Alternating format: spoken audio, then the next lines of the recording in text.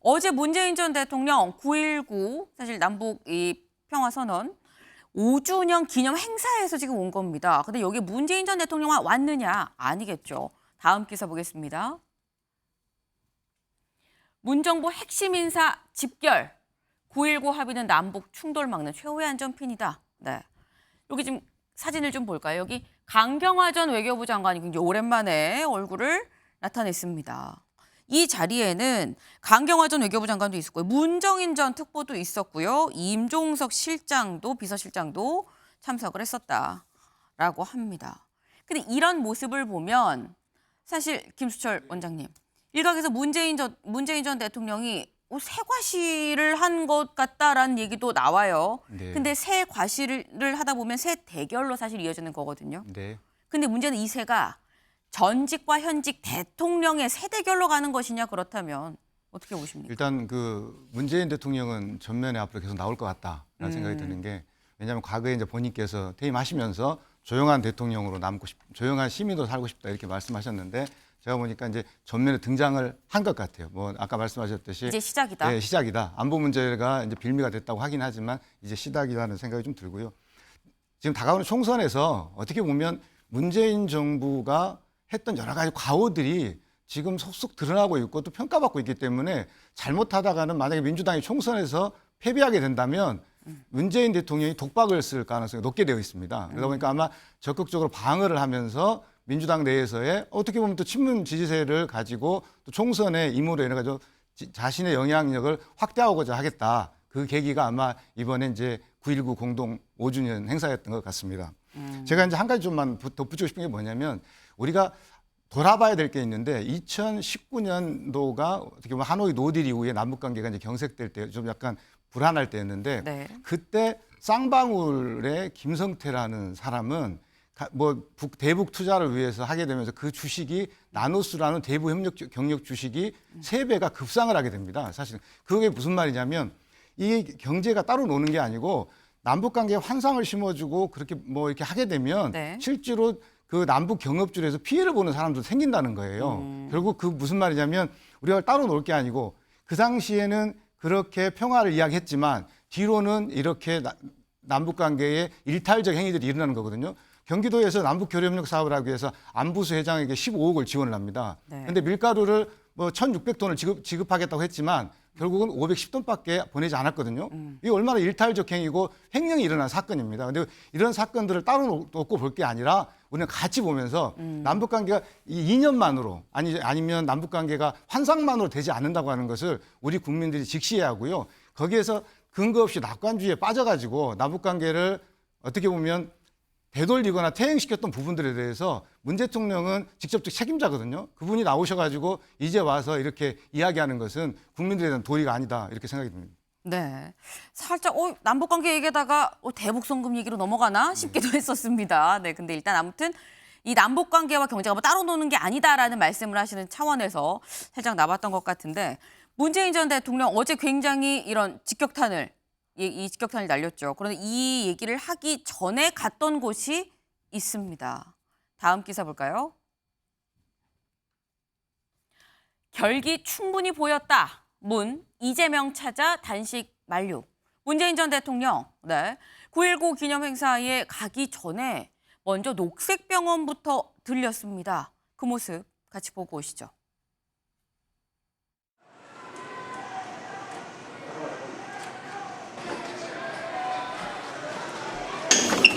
나타난 뭘 갔는데, 그래서 뭐 그런 그 마음은 뭐 충분히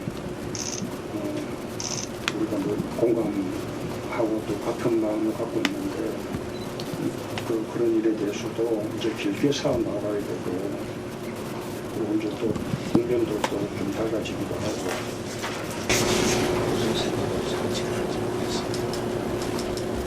아니, 3시 30분부터 20 한 3분 정도 위로를 하셨고요.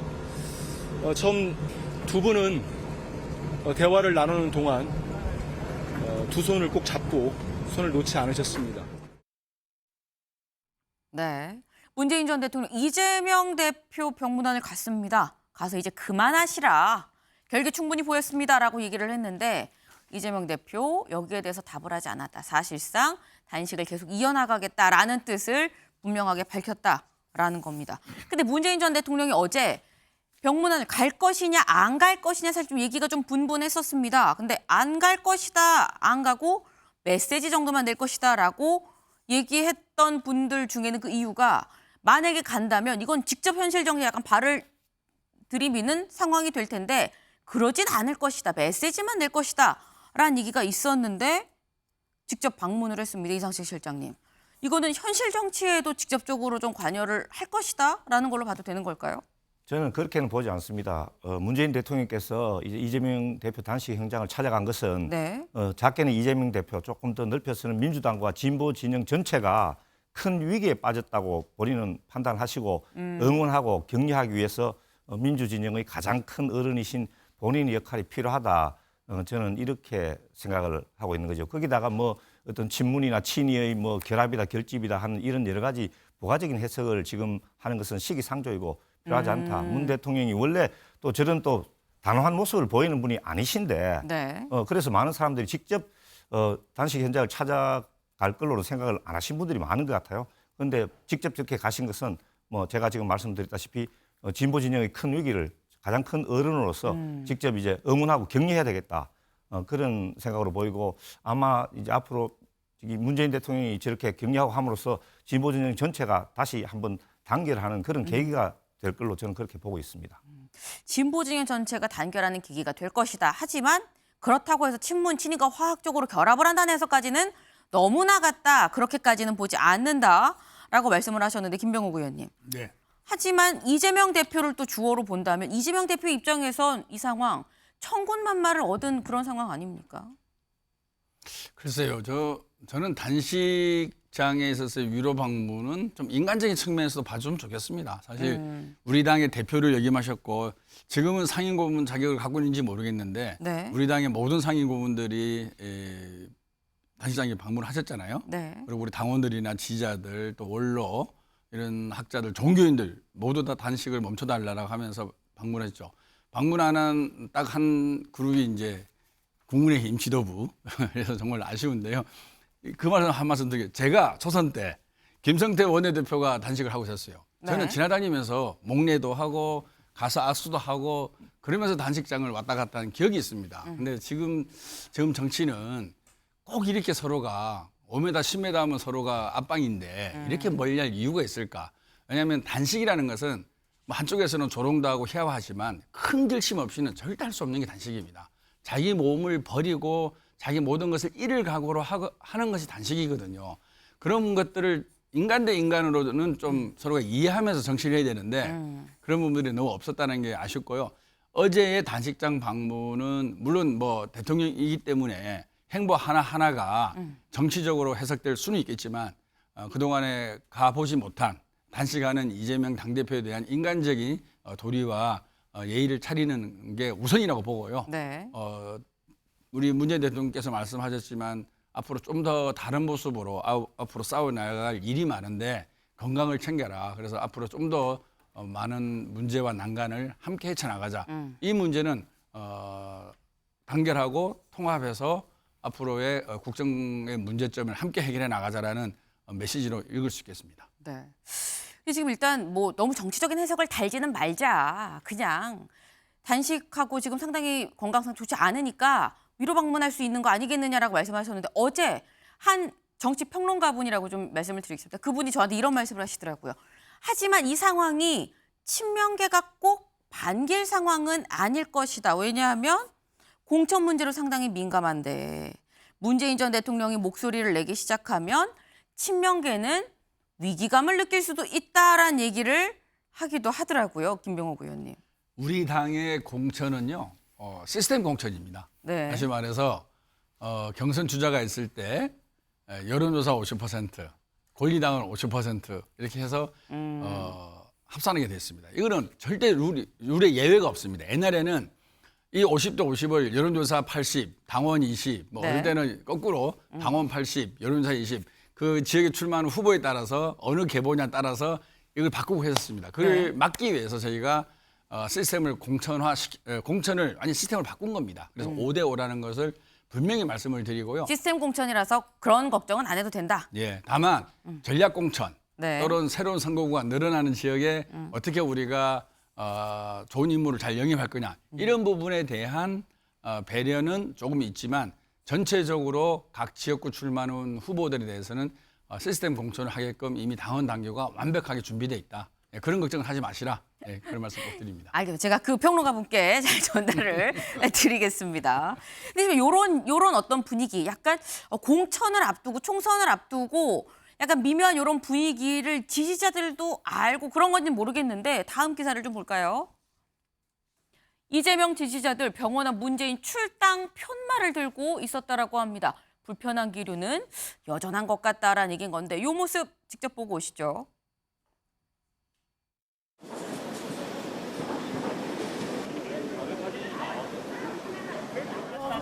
문재인이 어떻게 하는가 보자. 당신이 앞으로 우리는 아니야.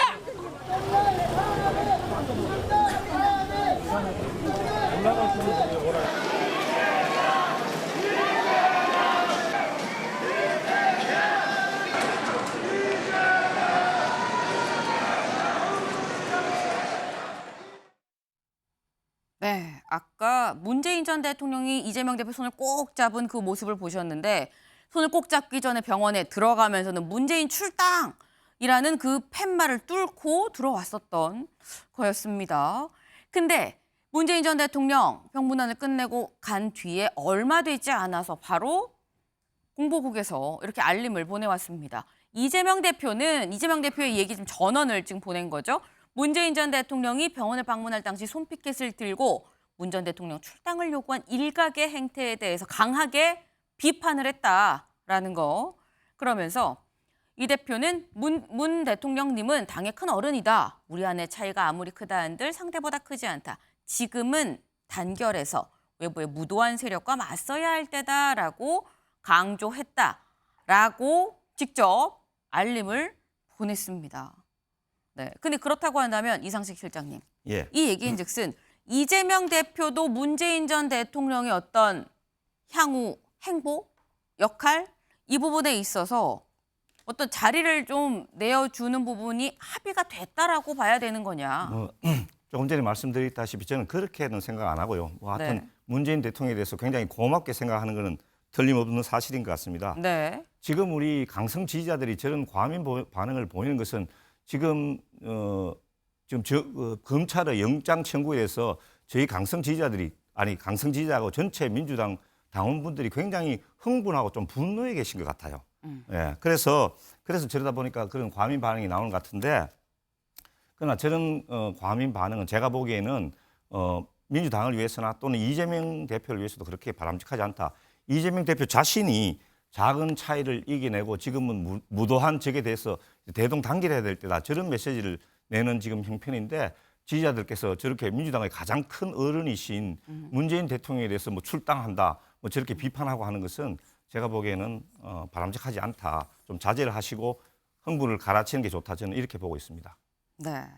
좀 강성 지지층이 목소리를 좀 낮추고 단합되는 모습을 보여야 되는 거 아니겠느냐라는 말씀을 또 같이 주셨습니다. 네. 이 부분은 사실 어떻게 보면 다음에 이어지는 얘기랑도 또 연관이 될 것 같습니다.